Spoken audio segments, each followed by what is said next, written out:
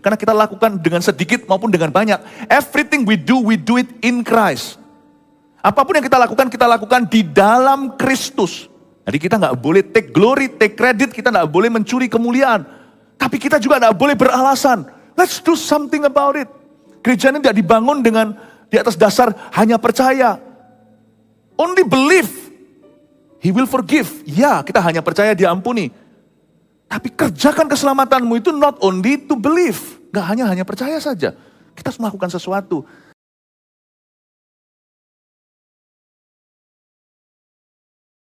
Bantu kami Tuhan, untuk menyadari bahwa di luar sana masih banyak sekali domba yang tersesat.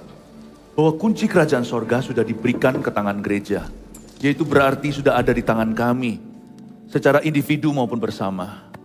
Help us never be lazy. Ajari kami, bantu kami sehingga kami tidak malas atau beralasan lagi. Kami mau taat pada firman Tuhan. Terima kasih Tuhan. Tolong hamba-Mu untuk menyampaikan firman dengan jelas, sederhana, namun penuh dengan kuasa Roh Kudus. Bapa, terima kasih. Sembunyikan di balik salib Kristus selalu kami-kami ini. Dalam nama Yesus, amin. Puji Tuhan. Seharian ini, sepanjang hari, in fact dari kemarin sih, 7 kali saya khotbah akhir pekan ini. Dengan tema besar, sahabat orang berdosa. Mari kita telusuri hati Yesus soal ini. Dan sekarang kita sampai di Lukas pasal 10 di ibadah ini. Mari kita baca sekarang ayat 1. Kemudian daripada itu Tuhan menunjuk 70 murid yang lain. Lalu mengutus mereka berdua-dua mendahulunya ke setiap kota dan tempat yang hendak dikunjunginya. Katanya kepada mereka, tuaian memang banyak, tetapi pekerja sedikit. Karena itu mintalah kepada Tuhan yang empunya tuaian, supaya ia mengirimkan pekerja-pekerja untuk tuaian itu. Berhenti di situ, saya jelaskan satu persatu. Ini ide Yesus ayat 1. Kemudian daripada itu Tuhan menunjuk 70 murid yang lain. Sekali lagi saya katakan, yang dikenal oleh masyarakat zaman itu, bahkan sekarang pun di antara orang Kristen, yang didengungkan adalah 12 murid Yesus. 12 itu Avengers-nya Tuhan. Itu liga superhero. Kita nggak berani menyamakan diri. Tapi pasal 10 ini untuk kita, for you and me. Untuk orang-orang biasa, karena Alkitab mengatakan, Tuhan menunjuk 70 murid yang lain. Murid yang lain. Atau cadangan. Tapi 70 murid ini luar biasa loh. Mereka sungguh-sungguh melaksanakan tugas yang mereka emban. Ternyata Tuhan itu bisa pakai orang-orang biasa. Gak harus orang luar biasa. Kerajaan Tuhan adalah bagi orang yang mau, bukan orang yang mampu. Mungkin ini klise ya, tapi perlu sekali lagi diingatkan, gentle reminder dari Roh Kudus. God seeks the willing, not the able. He enable the willing. Dia memampukan orang-orang yang bersedia. Dia cari hati yang available untuk dipakainya. Karena itu Tuhan memilih 70 murid yang lain tanpa wajah, tanpa nama. Yang kita tahu kan Petrus, Yohanes, Yakobus, lalu Filipus, Bartolomeus dan sebagainya. Ini 70 murid ini siapa aja kita nggak ngerti. Tapi nggak masalah, karena kerajaan Tuhan itu bukan untuk cari muka. Perubahan hidup itu yang harus dikejar oleh gerejanya. Kita bukan mau tambah members, gereja kita udah besar. Kalau kita lihat diri sendiri, kita bisa puas diri. Tapi kalau kita melihat ladang penginjilan, dan Yesus sudah mati. Yesus sudah mati bagi orang-orang di dunia ini, semua manusia di atas muka bumi. Maka tugas kita jauh dari selesai, Bapak Ibu. Makanya tadi saya katakan di awal-awal saya bukan evangelis. Karena banyakan kita itu beralasan begini, aku bukan penginjil. Saya juga bukan. Saya juga bukan. Injil itu adalah tanggung jawab kita bersama. Karena kita diselamatkan oleh Injil yang sama. Tuhan menunjuk 70 murid yang lain. Gak hanya berhenti di situ, lalu dia mengutus mereka berdua-dua. 70 dipecah-pecah lagi, dikit-dikit. Kayaknya Tuhan memang mau mereka itu dipakai Tuhan secara spesifik. 70 murid ini berarti ketaatan waktu itu sudah di level jemaat. Kalau masih di level 12 rasul, ketaatan itu masih di level hamba-hamba Tuhan atau pendeta-pendeta, penginjil-penginjil. Tapi Tuhan memilih 70 murid yang lain. Berarti Tuhan membawa turun level ketaatan itu sampai ke seluruh jemaatnya. Yaitu orang-orang yang menyebut dirinya awam atau tidak bisa apa-apa. Tuhan tunjuk mereka, hari ini Yesus menunjukmu Bapak Ibu. Tuhan tidak menunjuk orang-orang di atas panggung. Bukan kami saja, Tuhan menunjuk Anda. Andalah 70 murid yang lain yang tidak disebut nama, tidak ditampilkan wajah. Yesus menunjuk mereka, ini ide Kristus, bukan ide manusia. Tuhan punya ide suatu hari bahwa ketaatan itu harus di level jemaat. Ini kerinduan Bapa, misalnya soal puji-pujian yang sungguh-sungguh berapi-api bukan hanya yang di atas, tapi sampai ke ujung ruangan, sampai barisan paling belakang. Demikian pula membawa kabar baik kepada sesama kita. Tidak boleh dilakukan lewat khotbah. Khotbah itu punya fungsinya, tidak bisa menggantikan kesaksian pribadi, tapi sebaliknya juga kesaksian individu tidak bisa memenuhi seluruh kebutuhan pemberitaan Injil. Ada yang namanya mass evangelism atau penginjilan dalam skala besar. Namun demikian kita harus saling melengkapi. Saya percaya ada jiwa-jiwa yang tidak akan pernah masuk kerajaan sorga karena kuncinya di tangan Anda secara individu. Bukan di tangan kami para pendeta. Kita harus bekerja sama. Tubuh Kristus itu nggak terdiri dari satu anggota tubuh. Tubuh Kristus terdiri dari setiap member, setiap anggota badan yang berbeda-beda fungsinya. Saya percaya kita semua adalah bagian tubuh Kristus. Setiap kita harus berfungsi, setiap kita harus bertumbuh, setiap orang harus berbuah. Tuhan menunjuk 70 murid yang lain. Ketaatan sampai di level jemaat. Tuhan mau Anda mengemban Injil kepada sesamamu. Sesama itu mungkin adalah papa sendiri, mama sendiri, suami atau istri atau anaknya. Atau keponakannya, atau tantenya, atau bosnya, atau karyawannya, atau rekan bisnisnya, kongsian, kliennya, teman sebangku sekolah, kawan mahasiswa. Tuhan mau Anda proaktif, Tuhan mau kita semua ambil tanggung jawab soal ini. Yang menunjuk 70 murid yang lain, lalu mengutus mereka berdua-dua. Kenapa mengutus berdua-dua? Karena waktu mereka asyiknya rame-rame, Injil kepada setiap orang tidak seefektif itu. Tahukah, sekalipun Allah Maha hadir, tapi berita Injil itu harus dibawa secara pribadi. Tuhan itu ada di mana-mana, tetapi dikatakan di Alkitab berbahagialah atau indahnya kaki yang membawa glad tidings atau kabar baik itu. Mungkin seorang pengkhotbah bisa memberitakan firman dari atas, tapi kunci terakhir orang itu bertobat bisa di tangan Anda loh yang berkata, ayo kamu maju, aku barengi atau temani kamu. Tahu nggak? Tombol terakhirnya itu di tangan kita, bukan di tangan pengkhotbah. Bisa jadi firman Tuhan dibagikan, tapi nanti ketika Anda ngomong secara pribadi, sekalipun firman itu sudah ditaburkan, sudah ada benih di hati, tapi tidak menunggu sampai Anda menyirami benih itu secara pribadi, Anda ajak orang itu ke gereja, atau cerita tentang kebaikan Tuhan dalam hidupmu, sebelum Anda lakukan itu, orang itu mungkin tidak akan terima Yesus. Pengkhotbah itu tetap jauh. Tapi kalau papa diberitahu anaknya sendiri, mungkin mau. Apalagi sama cucunya. Don't even think that all the keys, semua kunci kerajaan sorga itu diberikan di atas mimbar. The kingdom of God consists of many keys. Kerajaan Allah itu terdiri dari banyak kunci. Dan kalau Anda tubuh Kristus dan anak Tuhan, maka kunci itu juga ada di tangan Anda. Hari ini firman yang saya bagikan mengingatkan kita bahwa kita semua pegang kunci kerajaan sorga. Yesus pegang master key-nya. Yesus bisa buka segala pintu. Dan Yesus bisa merestui setiap usahamu dan usahaku. Yesus pegang kunci utama, tapi masing-masing kita pegang kunci tertentu. Makanya itu Tuhan menunjuk 70 murid yang lain, karena tidak bisa yang namanya amanat agung digenapi hanya oleh 12 orang, itu pun minus 1. Berat sekali tugas mereka. Tuhan panggil 70 murid yang lain, kemudian hari 120 itu jadi 3.000. Dan mereka semua bergerak dengan Kristus. Yesus mengutus mereka berdua-dua, mendahuluinya ke setiap kota, dan tempat yang hendak dikunjunginya. Kalau kita baca dengan teliti dan seksama, maka ayat pertama tidak berkata bahwa Tuhan mengutus mereka ke setiap kota. Tuhan tidak mengutus mereka ke setiap kota. Penginjilan tidak boleh membabi buta.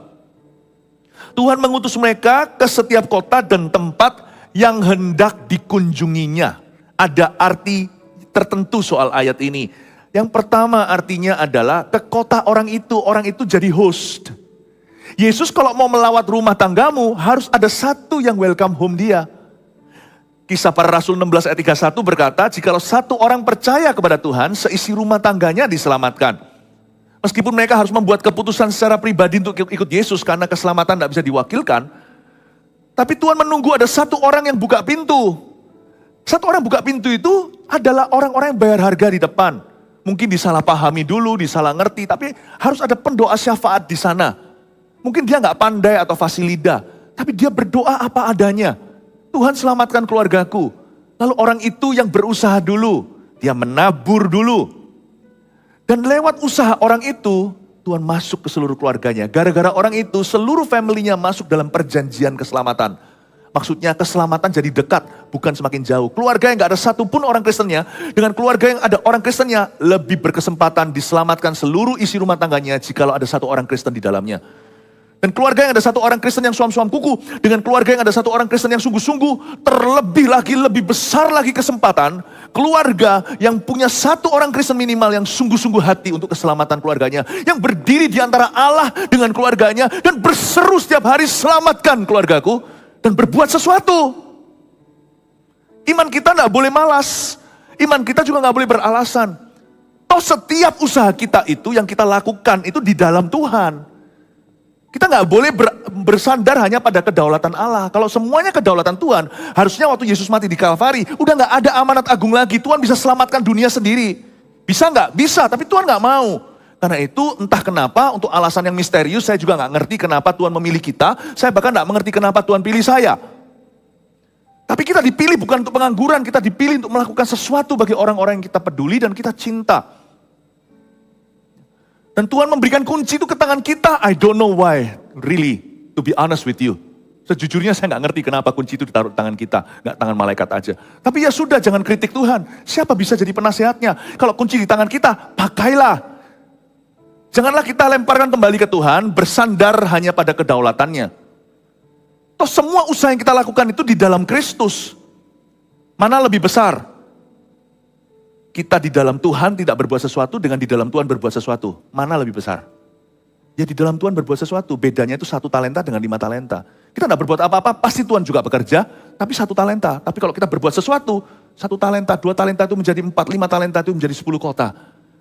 Tapi ujungnya kita tidak bisa sok-sokan berkata, lu gak berbuat apa-apa, lihat gua rajin, lihat saya bayar harga, lihat karena begini, karena aku, karena usaha dan jeripayaku. Jangan sombong, ujungnya semua itu yang patut dapat glory adalah Yesus Kristus. Karena kita lakukan dengan sedikit maupun dengan banyak.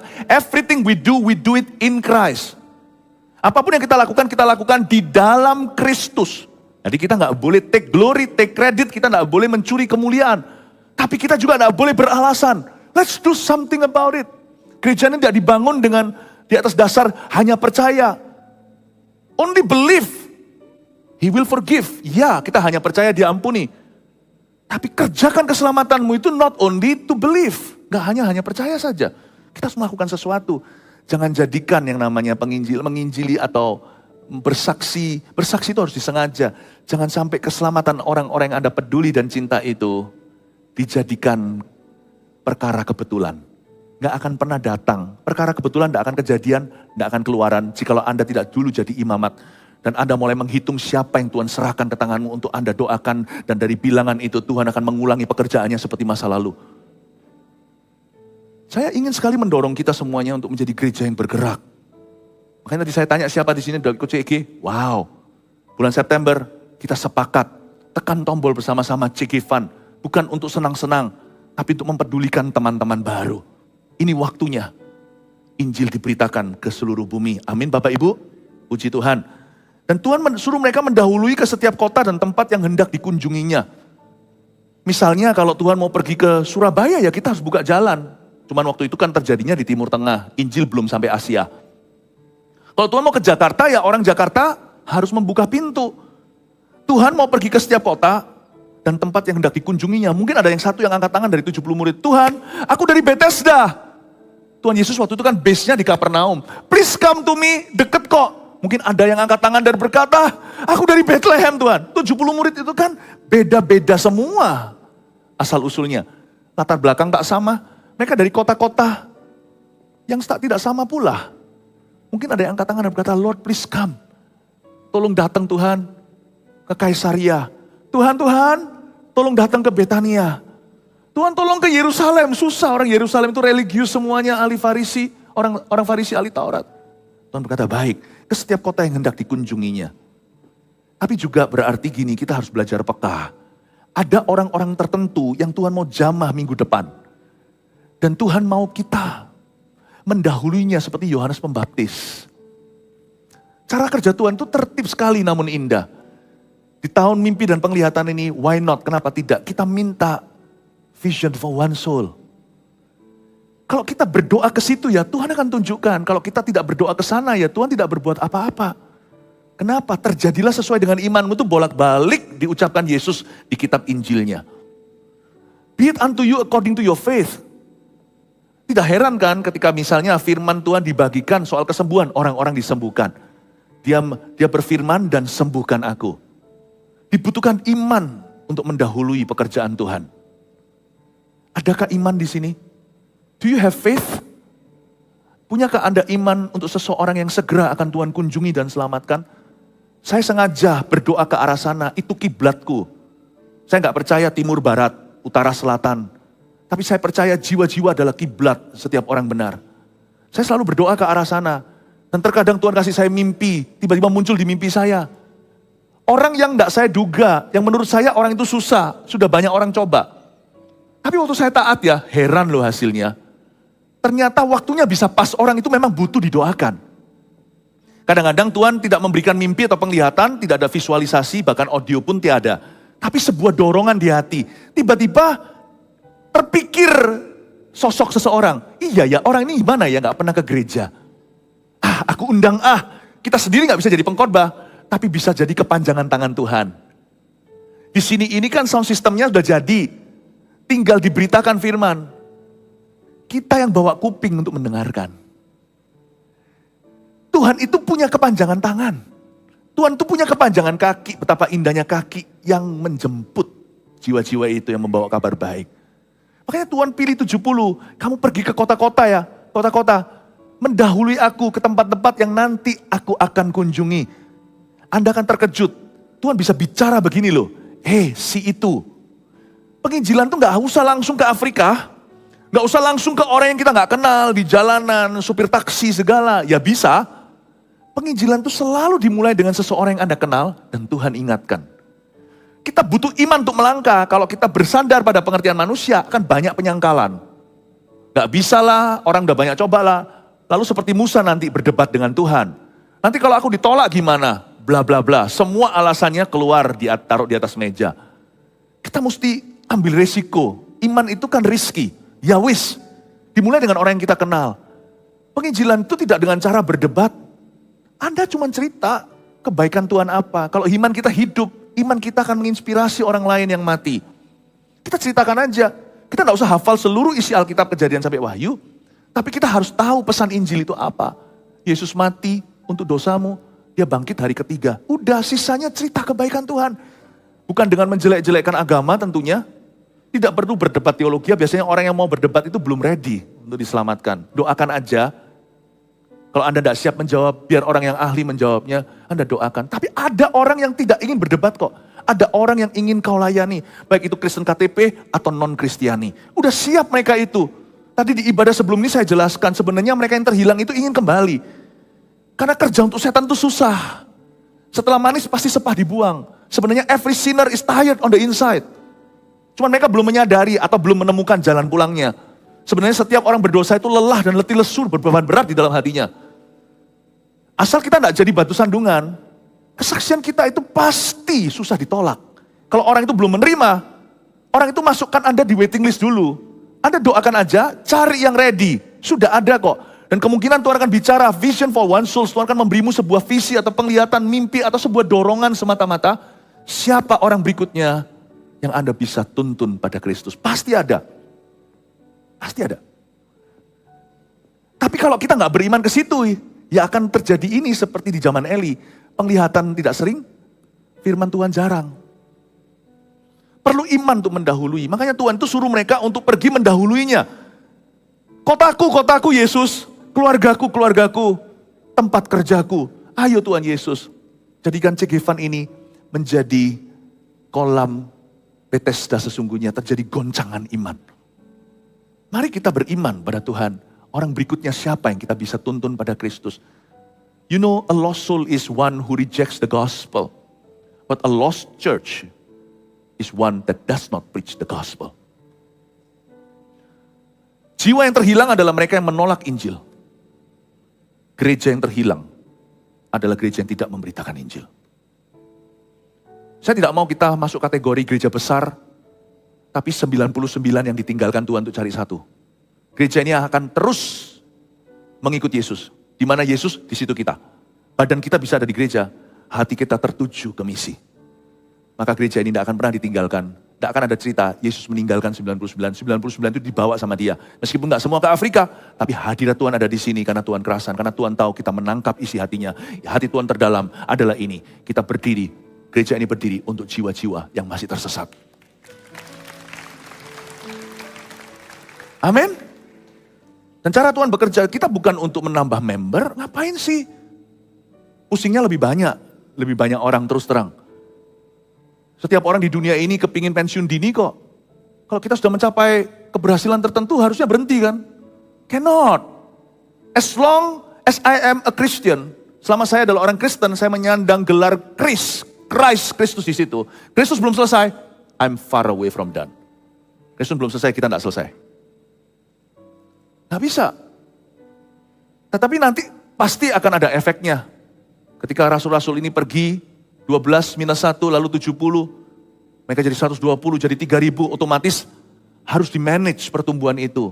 Don't worry, Tuhan akan memberi kita hikmatnya. Saya percaya Tuhan akan memberi kita hikmatnya. Karena orang-orang yang bertobat itu first to Christ, then to church. Seorang penginjil yang dipakai Tuhan dahsyat, namanya T.L. Osborne, sudah meninggal dunia, pernah berkata, first to Christ, then to church. Ini keluar bukan dari seorang pastor. Dia tidak berkepentingan, tapi dia berkata sebagai seorang penginjil. Kalau penginjilan dilaksanakan hanya penginjilan, tidak ada pemuritan, tidak ada gereja. Penginjilan itu seperti gas, Fanta, Coca-Cola. Lalu orang kembali ke kehidupan lama. Always first to Christ, pertama ke Kristus. Lalu setelah itu, to the church, pada gereja. Jadi kita sebagai gereja harus siap juga. Kalau nanti setelah Cegevan, bulan September kita kedatangan jiwa-jiwa baru. Kita harus lebih ramah. Ya. Dan juga para usher-nya yang langsung ketemu dengan jemaat juga harus siap-siap. Gak semua orang itu datang dengan karakter yang sudah diubah. Nanti ada yang datang dan berkata, aku mau duduk di depan. Aduh depan sudah penuh. Kamu gak tahu aku siapa? Gak apa-apa. Ya makanya saya kenalan Pak, gitu aja. Jangan ikut marah. Kita harus siap. Church has to be ready. Church is the place for healing for these souls. Gereja adalah tempat untuk kesembuhan. Orang bilang gereja itu rumah sakit, iya dan enggak. Gereja itu rumah sembuh. Kalau orang berdosa dititipkan Tuhan di sebuah gereja, lalu setelah itu dia tetap dalam dosa setelah 2 tahun, ya berarti gereja kita gagal. Makanya itu di gereja kita muridkan bangsa-bangsa. 70 murid ini disuruh Tuhan pergi ke setiap kota, ke tempat yang hendak dikunjunginya. Katanya kepada mereka ayat 2, tuaian memang banyak, tetapi pekerja sedikit. Karena itu mintalah kepada Tuhan yang mempunyai tuaian, supaya ia mengirimkan pekerja-pekerja untuk tuaian itu. Di dalam bahasa Yunaninya, mengirimkan pekerja untuk tuaian itu dalam bahasa kerennya, dijorokin. Kalau bahasa Jakartanya, Surabayanya dijongkrak. No. Kalau bahasa Jawa Tengahnya, dijongkrake. Kata supaya Tuhan mengirimkan pekerja itu dijorokin. By design, by faith, dengan sengaja. Keselamatan tidak terjadi kebetulan. Saya jelaskan panjang lebar ibadah ini kemarin di AOG. Ada peperangan rohani, setiap orang berdosa itu dikawal setan-setan. Karena bagi mereka, roh-roh jahat satu orang berdosa itu berarti. Itu berarti kehilangan satu lagi kepada Kristus. Tidak mungkin keselamatan terjadi dengan kebetulan. Tunggu aja. Papa tidak akan selamat sampai binasa kalau Anda tidak berbuat sesuatu. Saya garansi itu. Saya garansi, nggak perlu iman, itu fakta. Karena saya tahu peperangan kita bukan melawan darah dan daging. Anda tidak tahu betapa liciknya setan. If you don't do something, jikalau kerajaan Tuhan tidak diserongnya sejak zaman Yohanes Pembaptis, kau tak akan memasukinya. Coba pikirkan aja. Kita biarkan case Syera-Syera. Berapa orang telah kita tuntun pada Kristus sesungguhnya? Kita bantu orang, iya. Berapa yang berubah nasib kekalnya? Almost none. Hampir tiada. Saya percaya Bapak Ibu Saudara, kata mengirimkan pekerja itu serius sekali by design. Dan dikatakan tuaian memang banyak tapi pekerja sedikit. Padahal orang Kristen banyak. Maksudnya apa pekerja sedikit? Pekerja sedikit itu simple, maksudnya itu antara orang Kristen yang nggak mampu atau nggak mau. Kita tidak memberitakan Injil, tidak bersaksi secara sengaja karena kita merasa kita tidak mumpuni. Betul ya? Kita tidak mampu. Makanya hari ini tak bikin gampang ya. Penginjilan itu hanyalah kita jadi saksi dulu. Yang penting hidup kita itu loh bersinar, nggak sempurna, tapi tidak jadi batu sandungan. Percayalah, orang belum paham Tuhanmu, orang sudah kagum dulu sama imanmu. Itu kunci pertama. Gampang kok. Penginjilan itu bukan di mulut pertama-tama, tapi di hidup. Tapi kalau di hidup terus, tidak di mulut. Kapan mereka tahu? Roma berkata gini, bagaimana mereka bisa percaya? Nggak ada yang beritahu. Gimana bisa mereka diberitahu kalau nggak ada yang pergi? Gimana mereka bisa pergi kalau nggak diutus? Kesalahan kita orang Kristen kira bahwa bersaksi itu kehidupan, iya. Tapi tombol terakhir itu adalah mulut kita. We must preach the good news ke mereka tanpa berkhotbah, kita memberitakan. Makanya Injil itu sederhana, Yesus mati di kayu salib. Lalu Yesus bangkit pada hari ketiga. Sisanya hanya cerita kebaikan, doakan. Orang itu akan dapat pewahyuan kok, itu Roh Kudus bukan dirimu nanti yang membuat mereka mengerti. Anda jangan nabur aja. Kalau kita biarkan, nggak mungkin nanti anak Anda itu akan ikut Tuhan sendiri. Enggak, percaya saya. Jangankan setan, dunia aja berlomba-lomba rebut anakmu. Jangan kira nanti bosnya, rekannya, siapalah, temennya, hopingnya. Akan tiba-tiba, ya wis iseng aja kenal Yesus. Not that easy. Karena ikut Yesus itu, you ready? Lawan arus. Di dalam dunia ada dua jalan, lebar dan sempit. Itu sudah lagu sekolah minggu. Karena itu di sini katakan Tuhan mengirim pekerja-pekerja itu buat mereka mampu. Buat mereka mau. Pekerja sedikit bukan karena orang Kristen sedikit. Pekerja sedikit karena sedikit yang mau. Sedikit yang menyadari. Atau sedikit yang merasa dirinya mampu untuk melangkah. Saya harap di sini CG Van ini semua kita bergerak. Ini sudah di level jemaat. Ini bukan KKR-nya Philip Mantova, KKR-nya Yudi Kusmanto, bukan lagi KKR-nya siapa-siapa, bukan. Ini sudah menjadi kebangunan rohani umat. Ini waktunya setiap kita berperan, setiap orang proaktif, setiap orang ambil peran. Amin. Berapa ayat lagi lalu saya selesai, pergilah sesungguhnya aku mengutus kamu seperti anak domba ke tengah-tengah serigala. Itu dia. Janganlah membawa pundi-pundi atau bekal atau kasut. Dan jangan memberi salam kepada siapapun selama dalam perjalanan. Ini yang saya sebut kongso, tahu. Dalam bahasa Chinese-nya karate itu artinya ilmu bela diri tangan kosong. Kongso. Injil itu kongso. Tangan kosong.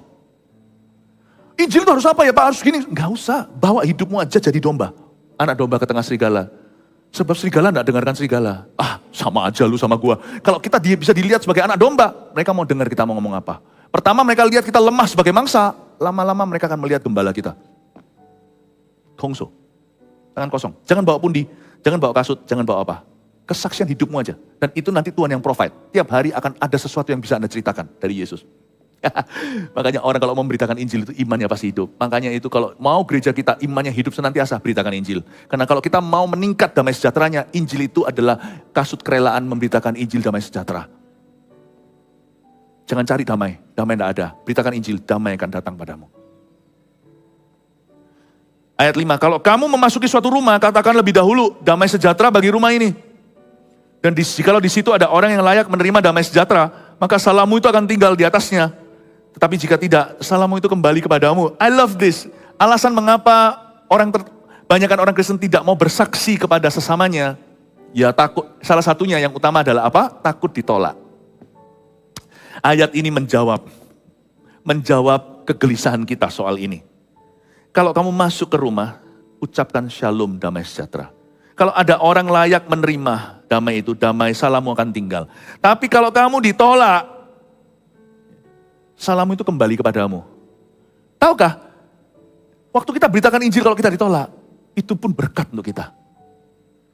Damainya itu luar biasa. Saya pernah merasakan dalam skala yang berbeda, bukan skala one on one. Saya pernah dari waktu ke waktu mengalami dalam skala yang cukup serius. Ya, ketika dicemoohkan, saya beritakan Injil, dicemoohkan, ditertawakan, diancam, pernah. Aneh ya, saya bisa berbelas kasihan, gak marah sama mereka, tapi setelah itu saya pulang itu seperti saya dengar, gak sungguhan saya dengar, tapi seperti terus saya dengar, good job my servant, good job my servant. Seperti ada sebuah kedekatan, perasaan dekat dengan Tuhan. Kayak disamakan dalam penghinaan. Seperti rasul-rasul setelah dicambuki itu, setelah disesah mereka berkata, we count ourselves blessed, kami menganggap diri kami ini sangat beruntung, bisa dihina bersama Kristus. Bisa menderita bersama Tuhan.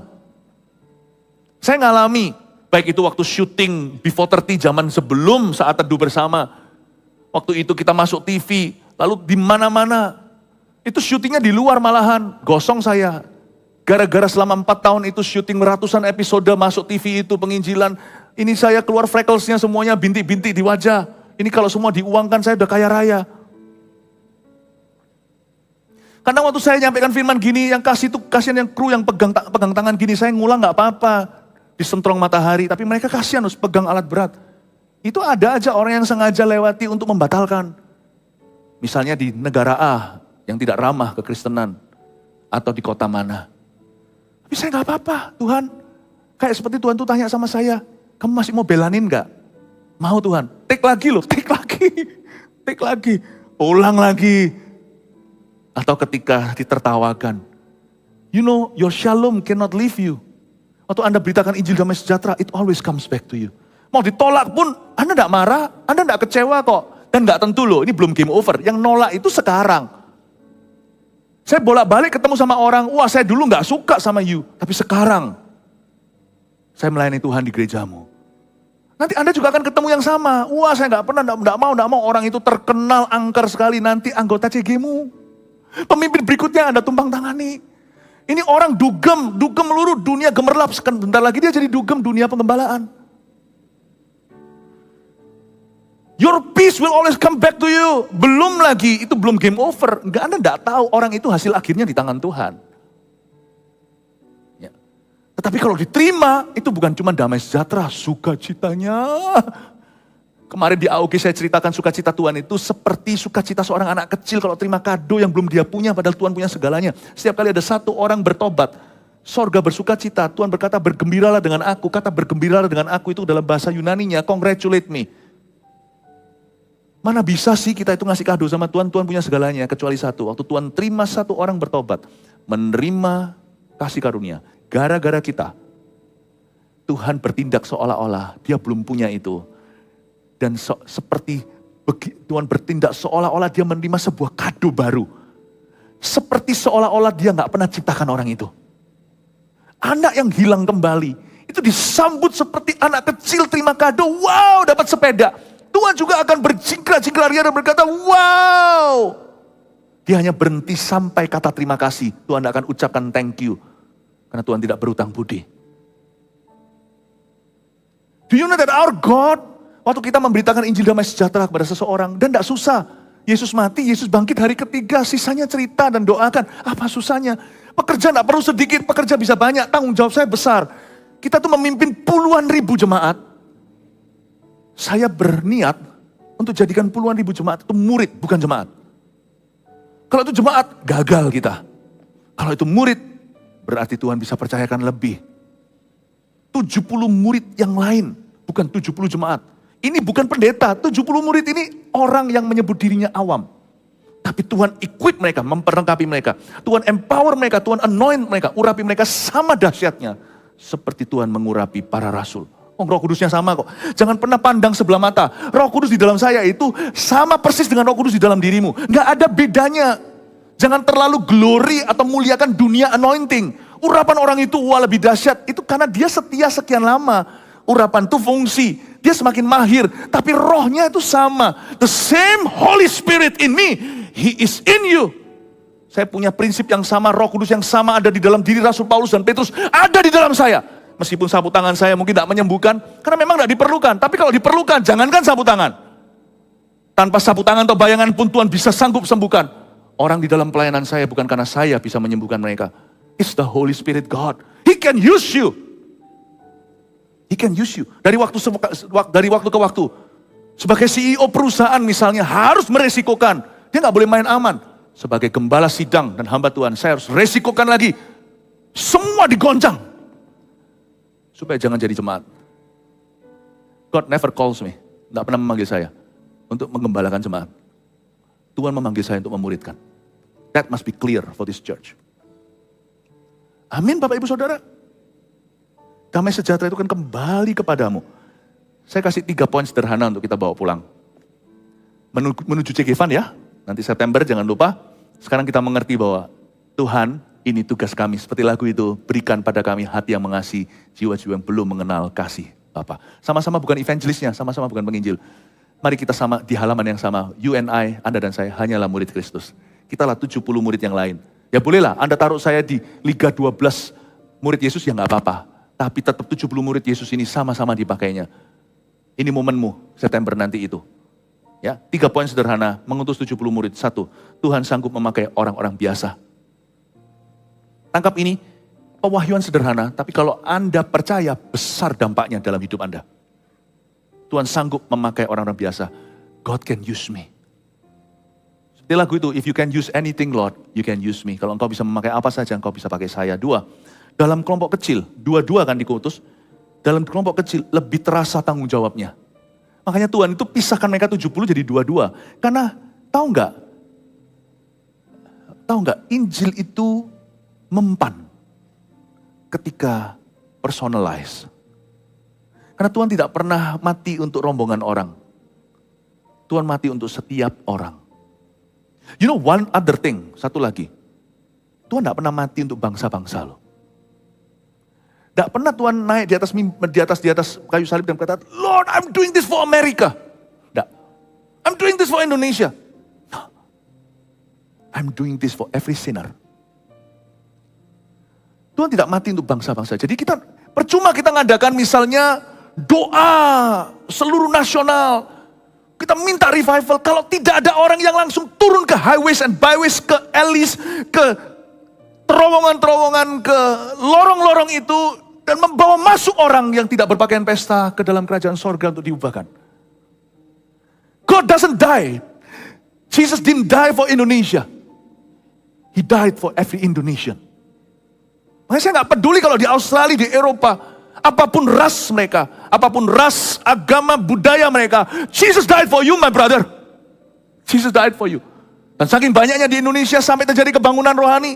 Nanti suatu hari di Eropa juga akan terjadi sampai kebangunan rohani. Di Australia, di sini, gembalanya ada di sini. Pastor Robin. Then we can start talking about how God can save a nation. Cara Tuhan memenangkan satu bangsa negara itu selalu memulainya dengan memenangkan jiwa demi jiwa. A person at a time. Dia tidak mati untuk bangsa-bangsa. Dia mati untuk seseorang. Dalam kelompok kecil lebih terasa tanggung jawabnya. Saya bersyukur nanti di Cegevan ini bukan bergantung pada mass evangelism atau penginjilan massal. Tetapi ini adalah ketaatan di level jemaat. Get ready ya, siapkan dirimu. 3, Roh Kudus punya ruang lebih besar untuk bekerja. Ketika kita menyadari itu tugas kita. Dan ketika kita dirilis, di ibadah ini sekarang saya mau rilis Anda. Saya mau rilis Anda untuk masuk ke amanat agung ini. Ketika kita semua masing-masing sama Tuhan diberi ruang dalam kelompok kecil itu, dan di situ tidak bisa bergantung dengan pendetamu, CGL dengan rekan-rekannya, di situ tidak bisa bergantung, kita harus bergantung dengan doa. Disitulah nanti Anda akan lihat lebih banyak orang diselamatkan dengan cara demikian daripada lewat KKR-KKR kita. Dan lebih kekal sifatnya. Amin. Haleluya. Berikan tepuk tangan untuk Tuhan Yesus.